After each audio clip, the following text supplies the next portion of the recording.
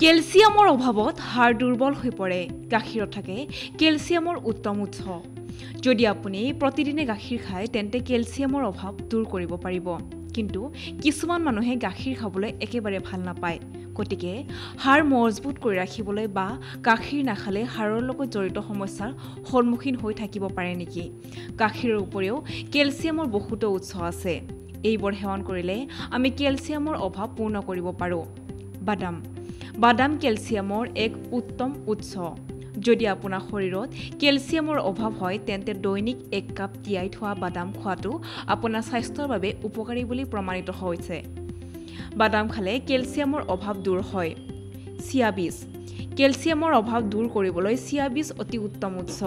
চিয়া বীজত কেলছিয়ামৰ প্ৰচুৰ পৰিমাণ থাকে। ইয়াৰ ফছফৰাছ ভাল পৰিমাণত পোৱা যায় যিয়ে হাড়বোৰ মজবুত কৰি ৰখাত সহায় কৰে।